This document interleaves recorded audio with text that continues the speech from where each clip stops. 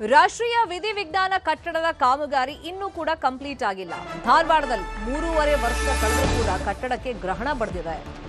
ಇತ್ತ ಗಮನ ಹರಿಸದ ಕೇಂದ್ರದ ಮಂತ್ರಿಗಳು ಹಾಗೂ ಸಂಸದರ ವಿರುದ್ಧ ಸಾರ್ವಜನಿಕ ವಲಯದಲ್ಲಿ ಆಕ್ರೋಶ ವ್ಯಕ್ತವಾಗಿದೆ. ಶಂಕುಸ್ಥಾಪನೆ ಮಾಡಿದ್ರು, ಅದಾದ್ಮೇಲೆ ಆಮೆಗತಿಯಲ್ಲಿ ಕಾಮಗಾರಿ ನಡೀತಾ ಇದೆ. 3.5 ವರ್ಷ ಆಯಿತು. ಇಷ್ಟೊತ್ತಿಗೆ ಕಾಮಗಾರಿ ಎಲ್ಲ ಕಂಪ್ಲೀಟ್ ಆಗಿ ಅದು ಉದ್ಘಾಟನೆ ಆಗಬೇಕಾಗಿತ್ತು. ಆದರೆ ಇಲ್ಲಿ ಅನುದಾನದ ಕೊರತೆ ನೆಪ ಹೇಳ್ತಾ ಇದ್ದಾರೆ. ಹಾಗಾಗಿ ಸಹಜವಾಗಿ ಇದು ಆಕ್ರೋಶಕ್ಕೆ ಕಾರಣ ಆಗಿದೆ. ಶಂಕುಸ್ಥಾಪನೆ ಆದ್ಮೇಲೆ ಕಾಮಗಾರಿ ಇಷ್ಟರ ಮಟ್ಟಿಗೆ ಆಮೆಗತಿಯಲ್ಲಿ ಸಾಗೋದಕ್ಕೆ ವಿಳಂಬ ಆಗೋದಕ್ಕೆ ಏನ್ ಕಾರಣ? ಇದೇ ವಿಷಯವಾಗಿ ಯಾವ ತರ ಆಕ್ರೋಶ ವ್ಯಕ್ತವಾಗ್ತಿದೆ, ಈ ಬಗ್ಗೆ ಒಂದು ವರದಿ ಇದೆ, ನೋಡೋಣ. ವಿಧಿವಿಜ್ಞಾನ ವಿಶ್ವವಿದ್ಯಾಲಯನ ಅಮಿತ್ ಶಾ ಕಟ್ಟಡ ಕಾಮಗಾರಿಯನ್ನ ಶಂಕುಸ್ಥಾಪನೆಯನ್ನ ಮಾಡಿದ್ರು. ಗುದ್ಲಿ ಪೂಜೆ ಮಾಡಿದ್ ಬಿಟ್ರೆ ಇವತ್ತಿನವರೆಗೂ ಅಲ್ಲಿ ಯಾವುದೇ ಒಂದು ಹುಲ್ಲು ಕಡ್ಡಿಯನ್ನ ಕೀಳುವಂತ ಕೆಲಸ ಕೂಡ ಅಲ್ಲಿ ಆಗಿಲ್ಲ. ಬೇರೆ ಕಟ್ಟಡದೊಳಗೆ ಅದ್ರ ಕೆಲಸನ ಪ್ರಾರಂಭ ಮಾಡಿದಾರ. ಶಂಕುಸ್ಥಾಪನೆ ಎದಕ್ ಮಾಡಕ್ ಹೋದ್ರಿ? ರಾಷ್ಟ್ರೀಯ ವಿಧಿ ವಿಜ್ಞಾನ ವಿಶ್ವವಿದ್ಯಾಲಯ ಧಾರವಾಡ ಅಂತ ಫಲಕ ಇರೋ ಈ ಸ್ಥಳದಲ್ಲಿ ಇಷ್ಟೊತ್ತಿಗಾಗಲೇ ಕಟ್ಟಡ ನಿರ್ಮಾಣ ಕಾರ್ಯ ಆರಂಭವಾಗಬೇಕಿತ್ತು.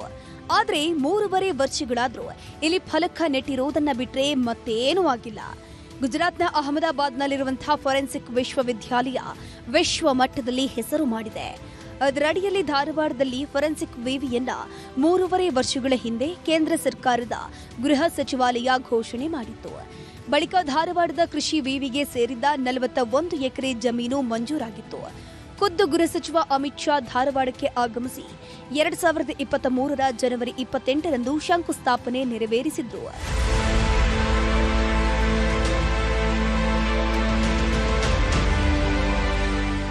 ಶಂಕುಸ್ಥಾಪನೆಯಾಗಿ 3.5 ವರ್ಷ ಕಳೆದರೂ ಕಟ್ಟಡ ನಿರ್ಮಾಣ ಪ್ರಕ್ರಿಯೆ ಆರಂಭಗೊಂಡಿಲ್ಲ. ಆದರೆ ಅತ್ತ ಜಲ ಮತ್ತು ನೆಲ ನಿರ್ವಹಣಾ ಸಂಸ್ಥೆ ಕಟ್ಟಡದಲ್ಲಿ ತಾತ್ಕಾಲಿಕ ಕ್ಯಾಂಪಸ್ ಆರಂಭಗೊಂಡಿದೆ. ಈಗಷ್ಟೇ ಜಮೀನು ಹಸ್ತಾಂತರ ಪೂರ್ಣಗೊಂಡು 41 ಎಕರೆ ಜಮೀನಿಗೆ ಆವರಣ ಗೋಡೆ ಕಟ್ಟೋ ಕೆಲಸವಷ್ಟೇ ಮುಗಿದಿದೆ. ಉತ್ತಮ ಗುಣಮಟ್ಟದ ಕಟ್ಟಡ ಮತ್ತು ಲ್ಯಾಬ್ ಅವಶ್ಯಕತೆ ಇರುತ್ತೆ. ಆದರೆ ನೂತನ ಕಟ್ಟಡ ನಿರ್ಮಾಣ ಕಾರ್ಯ ಮಾತ್ರ ಇನ್ನೂ ಕೂಡ ಆರಂಭವಾಗಿಲ್ಲ. ಧಾರವಾಡದಲ್ಲಿ ವಿಧಿವಿಜ್ಞಾನ ಸಂಸ್ಥೆಯನ್ನ ಪ್ರಾರಂಭ ಮಾಡಲಿಕ್ಕೆ 3.5 ವರ್ಷದ ಹಿಂದೆ ಮಾನ್ಯ ಸಚಿವರಾದಂಥ ಅಮಿತ್ ಶಾ ಅವರು ಬಂದಿದ್ದರು.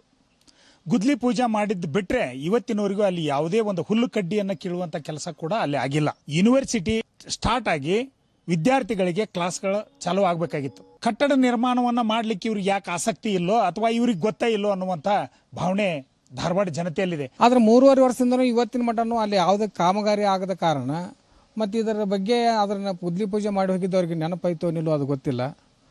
ಅದಕ್ಕೆ ತಮ್ಮಲ್ಲಿ ಒಂದು ಮನವಿ ಮಾಡ್ಕೊಳ್ಳೋದೇನಪ್ಪ ಅಂತಂದ್ರೆ, ನಮ್ಮ ಧಾರವಾಡ ಭಾಗದ ಎಲ್ಲ ಜನರಿಗೂ ಅದು ಅನುಕೂಲ ಆಗಲು ಅಂತ ಒಂದು ಕಾನ್ಸೆಪ್ಟ್ ಇಟ್ಟು ಕಾಸಿನ ಗುದ್ಲಿ ಪೂಜೆ ಮಾಡಿ ಹೋಗಿರಿ. ಅದನ್ನು ತ್ವರಿತಗತಿಯಲ್ಲಿ ಅದನ್ನು ಪ್ರಾರಂಭ ಮಾಡಿ ಈ ಧಾರವಾಡ ಜನತೆಗೆ ಒಂದು ಅನುಕೂಲ ಆಗುವಂಥ ರೀತಿಯೊಳಗೆ ನೀವು ಮಾಡ್ತೀರಿ ಅನ್ನುವಂಥ ಭರವಸೆ ಇಟ್ಟು 120 ಕೋಟಿ ವೆಚ್ಚದಲ್ಲಿ ಹೊಸ ಕಟ್ಟಡ ಕಾಮಗಾರಿಗೆ ಶಂಕುಸ್ಥಾಪನೆ ಮಾಡಲಾಯಿತು. ಆದರೆ ಆರಂಭದಲ್ಲಿ ಕೃಷಿ ವಿವಿಯಿಂದ ಅಧಿಕೃತವಾಗಿ ಜಮೀನು ಹಸ್ತಾಂತರ ನಡೆದಿರಲಿಲ್ಲ.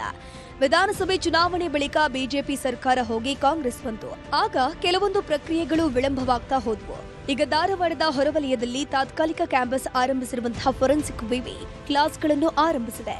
ಸದ್ಯ ಭೂಮಿ ಹಸ್ತಾಂತರ ಪ್ರಕ್ರಿಯೆ ಮುಗಿದ್ರೂ ಕಟ್ಟಡ ಕಾಮಗಾರಿ ಮಾತ್ರ ಆರಂಭವಾಗಿಲ್ಲ. ಕೂಡಲೇ ಸಂಬಂಧಪಟ್ಟವರು ವಿವಿ ಕಟ್ಟಡ ಕಾಮಗಾರಿ ಆರಂಭಿಸಿ ಬೇಗನೆ ಮುಗಿಸಿ ವಿದ್ಯಾರ್ಥಿಗಳಿಗೆ ಅನುಕೂಲ ಮಾಡಿಕೊಡಬೇಕು ಅಂತಾರೆ ಸ್ಥಳೀಯರು. ನಮ್ಮ ವಿದ್ಯಾರ್ಥಿಗಳು ಇಲ್ಲಿ ಸುತ್ತಮುತ್ತ ಇರತಕ್ಕಂಥ ಎಲ್ಲ ಜಿಲ್ಲೆಯ ವಿದ್ಯಾರ್ಥಿಗಳು ಇಲ್ಲೊಂದು ವಿಜ್ಞಾನ ವಿಶ್ವವಿದ್ಯಾಲಯ ಆಗುತ್ತೆ, ನಾವು ಕಲಿಬೇಕಂತಕ್ಕಂಥ ಆಸೆಯನ್ನು ಹೊತ್ತಿರತಕ್ಕಂಥ ವಿದ್ಯಾರ್ಥಿಗಳಿಗೆ ಮೋಸವನ್ನು ಮಾಡ್ತಕ್ಕಂಥ ಕೆಲಸವನ್ನ ರಾಜ್ಯ ಸರ್ಕಾರ ಕೇಂದ್ರ ಸರ್ಕಾರ ಎರಡೂ ಮಾಡಿದೆ.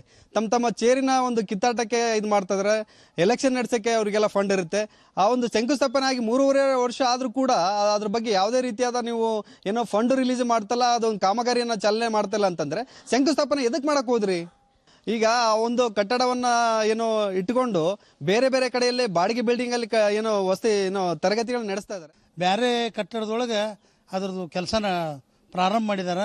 ಆದಷ್ಟು ಬೇಗ ಕೇಂದ್ರ ಮತ್ತು ರಾಜ್ಯ ಸರ್ಕಾರಗಳು ಇತ್ತು ಗಮನ ಹರಿಸಿ ಅದನ್ನು ಮುಂದೆ ಗಣನೆಗೆ ಬರುವಂಥದ್ದನ್ನು ಮಾಡ್ಬೇಕಂತ ಹೇಳ್ಕಾರ, ಕೆಲಸ ಪ್ರಾರಂಭ ಮಾಡ್ಬೇಕಂತೇಳಿ ಕೇಂದ್ರ ಮತ್ತು ರಾಜ್ಯ ಸರ್ಕಾರಕ್ಕೆ ನಾವು ಈ ಮೂಲಕ ಒತ್ತಾಯ ಮಾಡ್ತೇವೆ. ಇತ್ತೀಚೆಗೆ ಗೋವಾದಲ್ಲಿಯೂ ಇಂಥದ್ದೇ ಕ್ಯಾಂಪಸ್ ಆರಂಭಿಸಲಾಗಿದೆ. ಆದರೆ ಅದಕ್ಕೂ ಮುನ್ನ ಶಂಕುಸ್ಥಾಪನೆ ನೆರವೇರಿದ ಧಾರವಾಡದ ಈ ಕ್ಯಾಂಪಸ್ಗೆ ಕಾಮಗಾರಿ ಭಾಗ್ಯ ಮಾತ್ರ ಒದಗಿ ಬರ್ತಿಲ್ಲ.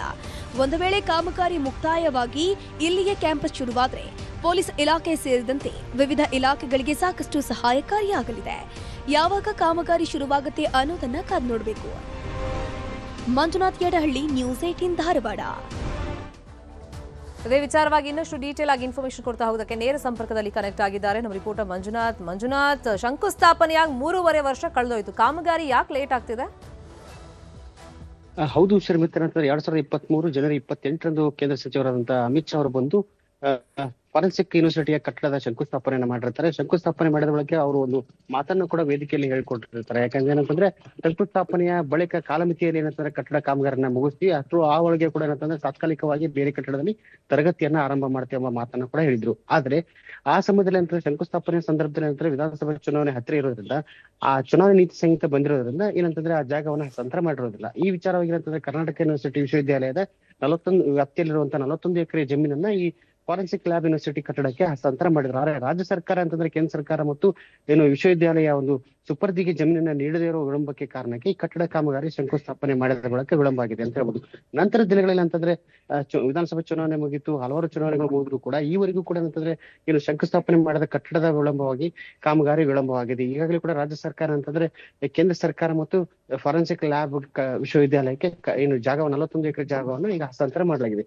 ಶಂಕುಸ್ಥಾಪನೆ ಮಾಡುವಂತಹ ಸಂದರ್ಭದಲ್ಲಿ 120 ಕೋಟಿಗೂ ವೆಚ್ಚದಲ್ಲಿ ಏನಂತಂದ್ರೆ ತರಗತಿಗಳು ಇರ್ಬೋದು, ಲ್ಯಾಬ್ ಇರ್ಬೋದು ಸೇರಿದಂತೆ ಬೃಹದಾಕಾರದ ಕಟ್ಟಡಕ್ಕೆ ಈಗ ಶಂಕುಸ್ಥಾಪನೆ ನೆರವೇರಿಸಿದ್ರು. ಆದ್ರೆ ಈಗ ತಾತ್ಕಾಲಿಕವಾಗಿ ಏನಂತಂದ್ರೆ ಧಾರವಾಡದ ವಾಲ್ಮೀಯಲ್ಲಿ ಏನಂತಂದ್ರೆ ಈ ವಿಧಿವಿಜ್ಞಾನ ರಾಷ್ಟ್ರೀಯ ವಿಧಿವಿಜ್ಞಾನ ಕೇಂದ್ರದ ವಿದ್ಯಾರ್ಥಿಗಳು ತರಗತಿಯನ್ನ ಪಡಿತಿದ್ರೆ ಅಲ್ಲಿ ಕೂಡ ಸರಿಯಾದ ವ್ಯವಸ್ಥೆಗಳು ಕೂಡ ಅಲ್ಲಿ ಇಲ್ಲ. ಈ ವಿಚಾರ ಏನಂದ್ರೆ ಹಲವಾರು ಬಾರಿ ಏನಂತಂದ್ರೆ ಸ್ಥಳೀಯ ನಾಯಕರಿಗೆ ಕೂಡ ಮನವಿಯನ್ನ ಮಾಡಲಾಗಿದೆ. ಯಾಕಂದ್ರೆ 3.5 ವರ್ಷ ಕಳೆದ್ರು ಕೂಡ ಈವರೆಗೂ ಕೂಡ ಫಾರೆನ್ಸಿಕ್ ಲ್ಯಾಬ್ ಯೂನಿವರ್ಸಿಟಿಯ ಒಂದು ಕಟ್ಟಡ ಕಾಮಗಾರಿ ಈವರೆಗೂ ಆರಂಭ ಆಗದೇ ಇರೋದು ಕೂಡ ಒಂದ್ ಕಡೆ ರಾಜ್ಯ ಸರ್ಕಾರ ಮತ್ತು ಕೇಂದ್ರ ಸರ್ಕಾರದ ಕಿತ್ತಾಟದಲ್ಲಿ ಈ ಕಾಮಗಾರಿಯ ಕಟ್ಟಡ ಒಂದು ವಿಳಂಬ ಆಗ್ತಿದೆ ಎಂಬ ಕೂಡ ಜನರು ಆಕ್ರೋಶ ವ್ಯಕ್ತಪಡಿಸಿದ್ರೆ, ಸ್ಥಳೀಯ ಸಂಸ್ಥೆಗಳಾದಂತಹ ಪ್ರಹ್ಲಾದ್ ಜೋಶಿ ಅವರು ಕೂಡ ಏನಂತಂದ್ರೆ ಆಸಕ್ತಿ ಮುತುವರ್ಜಿ ವಹಿಸಿ ಧಾರವಾಡದಲ್ಲಿ ಏನಂತಂದ್ರೆ ಕರ್ನಾಟಕದ ಪ್ರಮುಖ ಕೇಂದ್ರದಲ್ಲಂತ ಒಂದು ವಿಧಿವಿಧಾನಕ್ಕೆ ತರಬೇಕೆಂಬ ಕನಸನ್ನ ಕಂಡಿದ್ರು. ಆ ಕನಸು ಇವತ್ತಿಗೂ ಕೂಡ ನನಸಾಗೂ ಕೂಡ ಕಟ್ಟಡ ಕಾಮಗಾರಿಯ ವಿಳಂಬ ಪ್ರಮುಖ ಕಾರಣ ಆಗಿದೆ ಅಂತ ಹೇಳ್ಬೋದು. ಶರ್ಮಿತಾ.